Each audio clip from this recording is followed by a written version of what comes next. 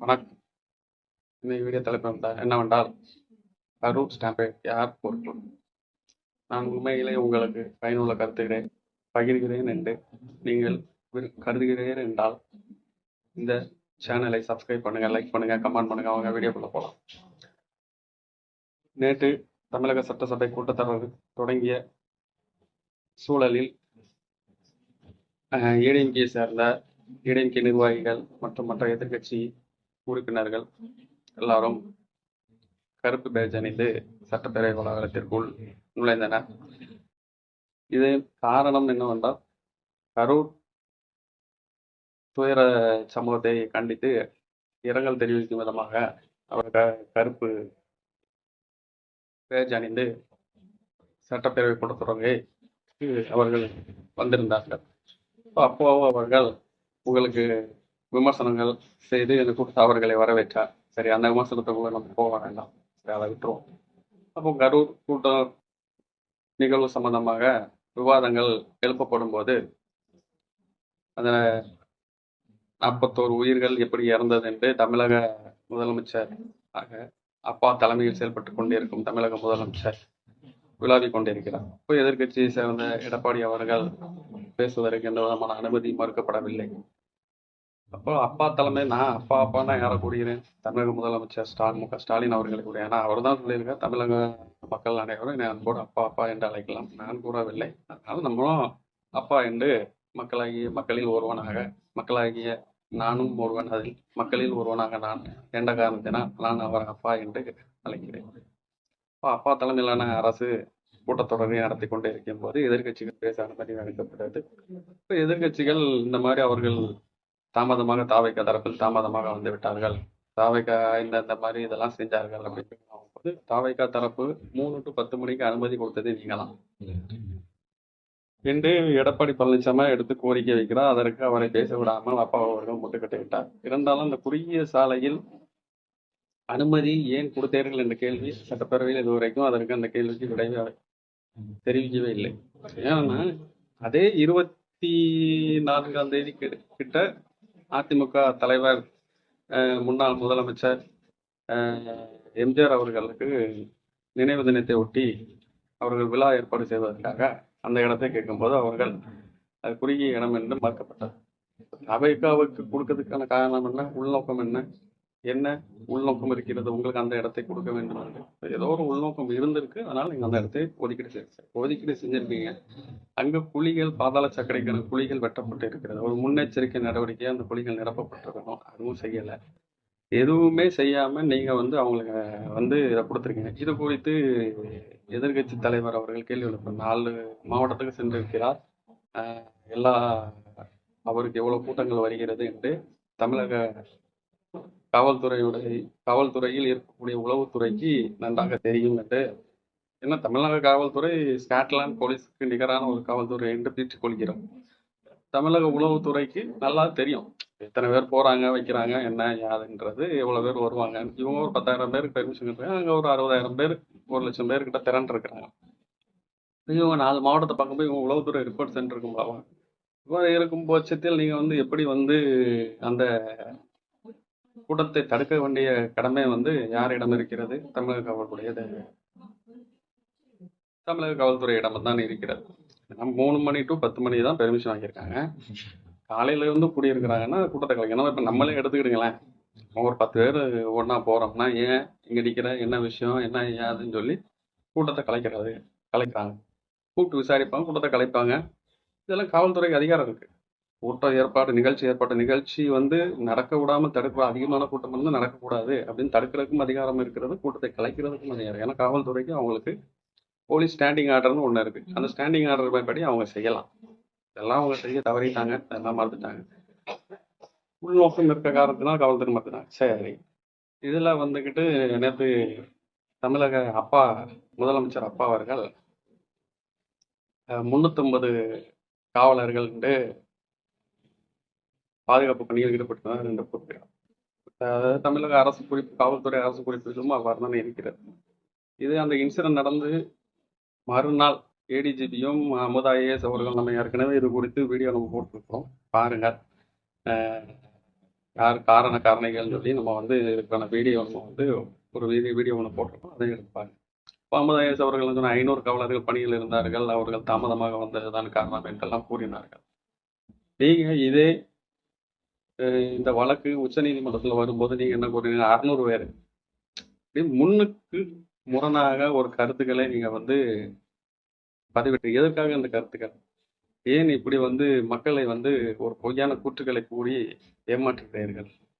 தலைமையிலான அரசு சிறப்பாக நேர்மையாகவும் கண்ணியமாக செயல்படுகிறது என்று மார்த்தட்டி கொள்கிற நீங்கள் ஏன் முன்னுக்கு முரணாக இப்படி ஒரு கூற்றுக்களை பொய்யான கூற்றுக்களை மக்கள் மத்தியில் விதைக்கிறீர்கள்? சரி, அன்று 27ஆம் தேதி சம்பவம் நடந்திருக்கு. 3 நாட்களாக கரூர் மேட்ரு சம்பந்தமாகவே தான் மீடியாக்கள் பூரா ப்ரொபகண்டா பண்றீங்க. மீடியாக்கள் பூரா விஜயை போட்டு அடி அடி அடி அடின்னு அடிச்சு தள்ளுறீங்க. சரி, இதுல விஜய்க்கு பொறுப்பு இருக்காது, நம்ம பொறுப்பு இருக்கு. நம்ம பொறுப்பு இல்லைன்னு நம்ம மதளிக்கல, அவருக்கும் இதுல பொறுப்பு இருக்கு. அவர் தார்மீக பொறுப்பை ஏற்றுதான் ஆக வேண்டும் என்று நம்ம ஏற்கனவே பல வீடியோக்கள் நம்ம வந்து கூறியிருக்கிறோம், பல கருத்துக்களை நம்ம தெரிவிச்சிருக்கோம். தமிழக அரசு பொறுப்பே இல்லாத மாதிரி இவர்கள் வந்து நேற்று சட்டப்பேரவையில அப்பா அவர்கள் விவாதத்தை நடத்தினார். இது மக்களாகிய உங்கள் முன்னாடியே நான் வந்து பகிர வேண்டிய காரணத்தினால் நான் பகிர்கிறேன். இதை வந்து நீங்க மக்கள் புரிந்து கொள்ள வேண்டும். ஏன் இவ்வாறு ஒரு போலியான ஒரு அரசியல் கூற்றுக்காக ஒரு 41 உயிர்களை பலியிட்டு இப்படி அரசியல் செய்ய வேண்டுமா? இது உங்களுக்கே வந்து நியாயமா என்று நான் அப்பா அவர்களிடம் கேள்வியை கேட்டு மக்களாகிய உங்கள் முன்னாடி வைக்கிறேன். இங்க 41 உயிர்கள் இறந்தவனும் ஓடி நீங்க வாரீங்க. எனக்கு துயரம் தாங்க முடியல, நான் மீளா துயரத்துக்கு ஏற்பட்டனால் இரவோடு இரவாக நான் வந்து வந்தேன் சொல்ல. கள்ளக்குறிச்சியில் 60 பேர் கள்ளச்சாராயம் குடிச்சு செத்து போனாங்க, அப்போ அவங்க மக்கள் இல்லையா? அது உங்களுக்கு துயரம் இல்லையா? அப்போ மீளா துயரத்தை நீங்க உட்படலையா? ஏன் கள்ளக்குறிச்சிக்கு மட்டும் நீங்க மௌனம் காத்தீர்கள்? வெறும் 10 லட்ச ரூபா கொடுத்த அறிக்கை மட்டும் விட்டு போயிட்டீங்க. இந்த இவ்வளவு தூரம் நீங்க ஏன் ஒரு விசாரிப்பு கூட, ஒரு துக்க விசாரிப்பு கூட நீங்க வந்துட்டு விசாரிக்கலையே, மலர் வளையம் வைக்கல, எதுவுமே செய்யலையே, அவங்க மக்களுடைய துக்க நிகழ்ச்சியில் பங்கேற்க. அப்போ அதுக்கு காரணம் உங்க கீழ் இருக்கக்கூடிய அமைச்சர் மஸ்தான் அவர்கள் எல்லாம் அதுக்கு அந்த கள்ளக்குறிச்சி காரணம் என்பது மக்கள் எல்லாம் அறியப்படும். இப்ப நான் நினைவு கூற விரும்புறேன், கள்ளக்குறிச்சி சம்பவமே உங்களுடைய அமைச்சர் தயாரிய அமைச்சர் கீழே இருக்கிற அமைச்சர்களுடைய தலைமையில் தான் அந்த கள்ளச்சாராயம் காய்ச்சப்பட்டு விற்கப்பட்டு அதனால இழக்கப்பட்டாலும் 10 லட்ச ரூபா கொடுக்குறாங்க. இதுல யாரை காப்பாத்துறதுக்கு? இது நீங்க வந்து திட்டமிட்டு தான் இந்த கரூர் சம்பவத்தை திட்டமிட்டு தான் செஞ்சிருக்கீங்கன்றது நிறைய விஷயங்கள் இருக்கிறது. குடிக்கலான சாலையை கொடுத்தது, சாலை மூடாம அந்த முன்னேற்பாடுகள் செய்யாம இருந்தது, போதிய காவலர்களை பணியில் அமர்த்தாமல் இருந்தது, அடுக்கடுக்கான குற்றச்சாட்டுகள் தமிழக அரசு மீது இருக்கு. அப்பா தலைமையிலான தமிழக அரசு, உங்கள் தலைமையிலான உங்கள் அரசு மீது இருக்கிறது, காவல்துறையின் மீதும் இருக்கிறது. சரி, உடற்கூறாய்வு விடிய 39 பேரை வந்து கிட்டத்தட்ட 42 பேர் இறந்திருக்காங்க. நைட்டு 1 மணிக்கு நீங்க உடற்கூறாய்வு மேற்கொண்டதாக தமிழக அவை குறிப்பில் நேற்று சட்டப்பேரவையில் கூறியிருக்காங்க. 1 மணிக்கு ஆரம்பிச்சது, மதியம் 1 மணிக்குள்ள 39 பேரை நீங்க உடற்கூறாய்வு எப்படி மேற்கொண்டீங்க? அங்க இருந்தது 2 டேபிள் தான் சொல்லி சொல்றாங்க. 2 டேபிள்ல வந்து ஒரு உடற்கூறாய்வு செய்வது குறைஞ்சபட்சம் 1 மணி நேரம் ஆகும். 1 மணி நேரம் உடற்கூறாய்வு செய்யும் 39 பாடியை எப்படி நீங்க வந்து 12 மணி நேரத்துக்குள்ள நீங்க செய்ய முடியும்? இது வந்து பெரிய கேள்விக்குறியா இருக்கு. சரி, இதே மாசு அவர்கள் என்ன சொன்னார்? நாங்க எக்ஸ்ட்ரா ஒரு டேபிள் போட்டோம். எக்ஸ்ட்ரா ஒரு டேபிள் போட்டாலும் நீங்க சொல்ற கணக்குக்குள்ள பண்ண முடியாத. ஏன்னா 39 மாவட்டம் தான் இருக்கு தமிழ்நாட்டில். 39 மாவட்டம் தான் உடற்கூறாய்வு டாக்டர், பேத்தாலஜி டாக்டர்ஸ் 39 பேர் தான் இருக்காங்க. 39 பேரை நீங்க ஓவர் நைட்ல இங்க வரவழைத்து செய்வது என்று வைத்தாலும் 12 மணி நேரத்துல நீங்க அவ்வளவு பாடிகளை கொடுத்துருக்க முடியாது, அவ்வளவு உடற்கூறாய்வு மேற்கொள்ள முடியாது. இதுதான் மெயின் குற்றச்சாட்டாக உச்ச நீதிமன்றமே உடைய நீதிபதிகளை எழுப்பி இந்த எஸ்ஐடியும் சிபிஐ விசாரணைக்கும் உத்தரவிட்டிருக்காங்க. அது விசாரணை வெளியே வரும். இருந்தாலும் என்னுடைய கேள்விகளாக நான் வைக்கிறேன், தமிழக அரசு மீதும் தமிழக மக்கள் முன்னிலையிலும் நான் இந்த வீடியோ வாயிலாக வைக்கிறேன். மக்களாகி நீங்கள் இதில் கமெண்டில் தெரிவிங்க. எப்படி நீங்க அந்த உடற்கூறாய்வு மேற்கொண்டீங்க? பேத்தாலஜிஸ்ட் டாக்டர்ஸ் இல்லை, அவ்வளவு டாக்டர்ஸ் அங்க இருந்தாங்க உடற்கூறாய்வு மேற்கொள்வதற்கு என்பது ஒரு கேள்விக்குறி. சரி, சட்ட ஒழுங்கு எடுத்துக்கிட்டீர்கள் என்றால் கடந்த 6 மாத காலமாக பார்த்தீங்கன்னா 887 பாலியல் வன்கொடுமைகள் தமிழ்நாட்டில் நடந்திருக்கு. அதில் 628 சிறார்கள், 28 பெண்கள். இப்படி நாளொன்றுக்கும் பொழுதொரு மேனிக்கும் சட்டம் ஒழுங்கு தமிழ்நாட்டில் சீர்கெட்டுக் கொண்டே இருக்கிறது அப்பா தலைமையில. இதையெல்லாம் மறைப்பதற்கு கரூர் வைத்து பிணவாத அரசியலை செய்து மக்கள் மத்தியில் தன்னுடைய இமேஜை உருவாக்கி அதன் மூலம் வாக்கு வங்கியை பெருக்கலாம் என்ற கண்ணோட்டத்திலும் ஒரு எண்ணோட்டத்திலும் அப்பா அவர்களும் அப்பா தலைமையிலான இருக்கக்கூடிய அதிகாரிகளும் அமைச்சர்களும் செயல்பட்டார்கள் என்பது மக்களுக்கு இப்பொழுது வெட்ட வெளிச்சமாக தெரிய வந்தது. ஏன்னா நீங்க சட்டப்பேரவையில உங்களுடைய பதில்கள் மூலியமாவே நாங்கள் அதுல ஏன்னா நீங்க கிட்டத்தட்ட ஒரு 10 நாளா பார்த்துக்கிட்டு இருக்கோம். ஒவ்வொரு ஊடகங்களிலும் உங்க ஊடகங்களே நீங்கள் வைத்திருக்கும் சன் நியூஸ், சன் டிவியிலே முன்னுக்கு முரணான செய்திகளை நீங்கள் வெளியிட்டு வந்தது கண்கூட அவரும் அறிந்தது, நானும் அறிந்த ஒன்று. இதுவும் மக்கள் முன்னாடியும் நான் வைக்கிறேன். இது நீங்க தான் பதில் சொல்லணும். இந்நிலையில சட்ட ஒழுங்கை பத்தி நம்ம பேசும்போது திருமா அவர்கள் சென்னையில ஒரு வண்டியை கொண்டு ஒரு வழக்கறிஞர் மீது மோதிட்டு, இப்ப நம்ம எல்லாம் வண்டியை கொண்டு மோதனோம்னா என்ன செய்வோம்? தெரியாம போட்டுட்டு மன்னிச்சிருங்க அப்படின்னு வண்டிக்குள்ளே உட்காந்து வண்டியை கொண்டு இடிச்சுட்டு இந்த வழக்கறிஞரை அடிச்சு பார் கவுன்சில் வரைக்கும் உள்ள போய் அடிச்சு பார் கவுன்சில் உள்ள போயிட்டு ஜாதியை கேட்டு அடிச்சிருக்க. இது என்ன மாதிரி செயல் என்பது தெரியவில்லை. அதில் அடித்தனா அவருக்கு முதுகு தண்டுல பல இடங்களில் அவருக்கு ஊமக்காயம் ஏற்பட்டது. மேலும் முதுகில் 3 இடங்களில் நரம்பு மண்டலம் பாதிக்கப்பட்டு சிகிச்சையில் இருக்கிறார். இன்ன வரைக்கும் முதல் தகவல் செய்யவில்லை. மாறாக ஒரு சம்பவம் நடந்திருக்கு. நாங்க தமிழ்நாட்டு சிறப்பான ஆட்சியை இருக்கோம்னா அந்த சம்பவத்துக்கு மூல காரணம் நம்ம குர்மா அவர்கள் தான். குர்மாவுடைய உத்தரவின் பேர்கள் தான் அவருடைய தொண்டர்கள் போய் அந்த ராஜீவ்காந்தியை அடித்திருக்கிறார்கள். குர்மா மீது ஏன் வழக்கு பதிவு செய்யல இன்ன வரைக்கும்? ஏன்னா அவர் உங்க கூட்டணியில் இருக்கிறார். அவர் மூலியமா உங்களுக்கு ஆதாயம் இருக்கிறது, வாக்குகள் பெற வேண்டும் என்ற காரணத்தினால் இவ்வாறு அடுக்கடுக்கான குற்றச்சாட்டுகள் அப்பா அவர்களின் ஆட்சி மீது வைத்துக் கொண்டே போகலாம். நான் அப்பா மீது விமர்சனம் இல்லை, அப்பா அவர்களின் ஆட்சி மீது தான் எனக்கு விமர்சனம் இருக்கு. அப்பாவுக்கும் எனக்கும் தனிப்பட்ட விமர்சனங்கள் எதுவும் கிடையாது. அப்பா அவர்கள் தலைமையிலான ஆட்சியின் மீது மக்களில் ஒருவனாக இருக்கக்கூடிய நான் விமர்சனம் வைப்பதற்கு உரிமையும் உண்டு, விமர்சனம் வைத்துக் கொண்டிருக்கிறேன். இது என்னுடைய கடமையும் கூட.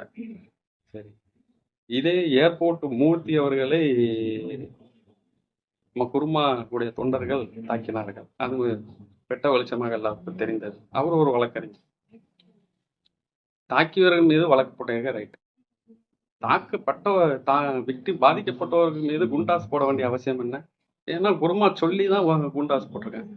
இப்படி ஒருதலை பட்சமாக அப்பா அவர்களின் தலைமையில் ஆட்சியே செயல்பட்டு கொண்டு இருக்கிறது என்பது மக்களுக்கு வெட்ட வெளிச்சமாக தெரிகிறது. இந்த வீடியோ மூலியமா நான் தங்களுக்கு தெரியப்படுத்துகிறேன். உங்களுடைய கருத்துக்களையும் அதை தெரியப்படுத்துங்க. ஆகவே வருகின்ற தேர்தலில்